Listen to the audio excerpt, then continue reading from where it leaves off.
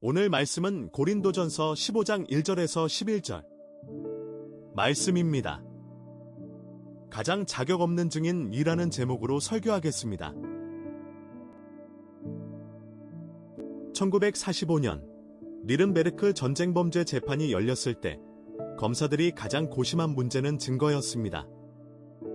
나치의 범죄는 너무도 거대해서 오히려 믿기 어려운 일처럼 들렸습니다. 그래서 검사들은 서류와 통계보다 더 강력한 것을 찾았습니다.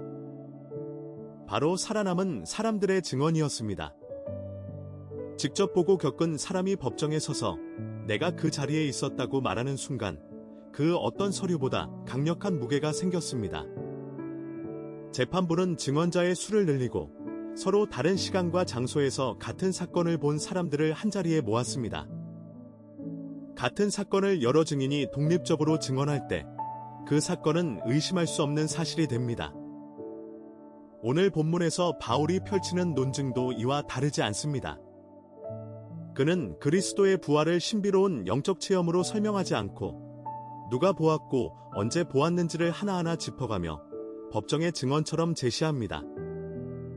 그리고 그 증언의 한가운데 자신을 가장 자격 없는 증인으로 세웁니다. 가장 자격 없는 자가 가장 확실한 증인이 된다는 이 역설이 오늘 본문이 우리에게 보여주는 복음의 모습입니다. 바울은 먼저 복음이 받아서 전하는 것임을 분명히 합니다. 형제들아, 내가 너희에게 전한 복음을 너희에게 알게 하노니 이는 너희가 받은 것이요 또한 그 가운데 선 것이라. 너희가 만일 내가 전한 그 말을 굳게 지키고 헛되이 믿지 아니하였으면 이로써 구원을 받으리라. 복음은 누군가가 만들어낸 사상이 아니라 전달된 것입니다. 받았기에 전할 수 있고 전했기에 고린도 교회가 그 위에 서 있는 것입니다. 표도르 도스토옙스키는 시베리아 유배지에서 사형 집행 직전 극적으로 감형되어 살아난 경험을 했습니다. 그 이후 그가 쓴 모든 작품에는 죽음의 문턱에서 받은 생명에 대한 감각이 짙게 배어 있습니다.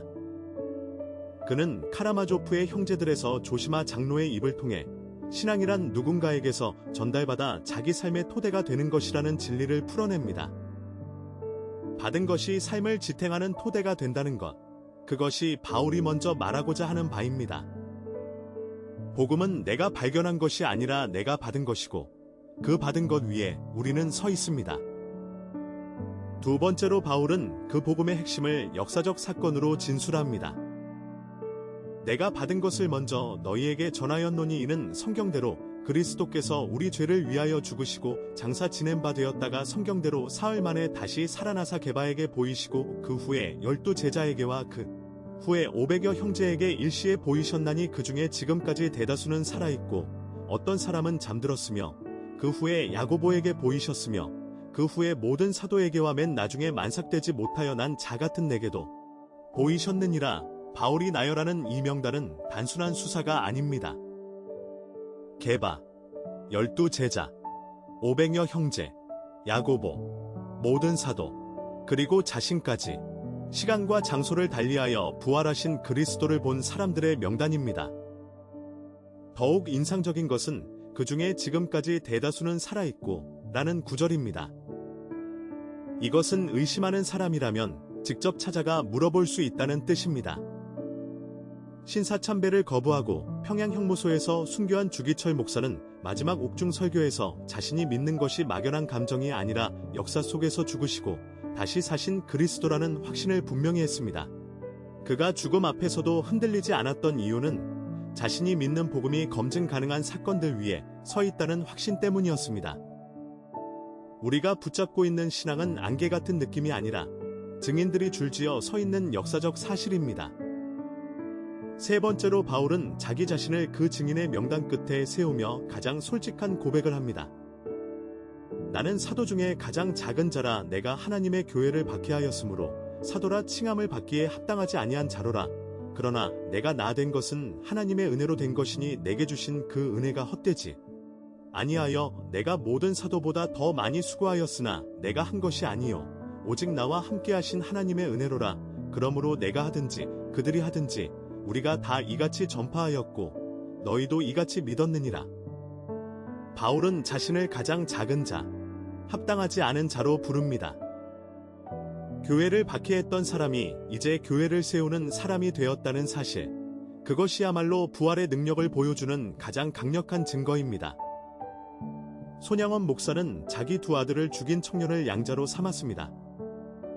사람들은 그것을 이해할 수 없는 사랑이라 불렀지만 손양원 목사는 그것을 자신이 받은 것보다 더 큰 은혜에 빚진 사람의 마땅한 응답이라고 말했습니다. 바울이 박해자에서 사도가 된 것이나 손양원이 원수를 아들로 받아들인 것이나 둘 다 같은 진실을 가리킵니다. 가장 자격 없는 자리에서 가장 확실한 증인이 태어난다는 것입니다. 은혜는 자격 있는 사람을 골라 쓰는 것이 아니라 자격 없는 사람을 바꾸어 쓰는 힘입니다. 가장 자격 없는 자가 가장 확실한 증인이 된다는 이 복음의 역설을 다시 떠올려 봅시다. 니른베르크 법정이 흩어진 증언들을 모아 의심할 수 없는 사실을 세웠던 것처럼 부활하신 그리스도를 본 증인들의 줄이 우리 신앙의 토대를 이루고 있습니다. 그리고 그 줄의 끝에는 박해자였다가 변화된 한 사람, 바울이 서 있고 오늘은 여러분이 그 줄의 끝에 서 있습니다. 여러분은 지금 누구에게 이 복음을 전수받아 서 있습니까? 그리고 여러분의 삶은 이 복음의 또 하나의 증언이 되고 있습니까? 하나님 아버지, 우리에게 전해진 복음이 누군가가 지어낸 이야기가 아니라 죽으시고 다시 사신 그리스도의 역사적 사실임을 다시 고백합니다. 게바와 12제자와 오뱅여 형제와 야고보와 모든 사도들처럼 우리도 그 부활의 증인줄에 서 있음을 깨닫게 하옵소서. 우리가 받은 이 복음을 헛되이 여기지 않게 하시고 굳게 붙잡고 다음 세대에게 전하게 하옵소서.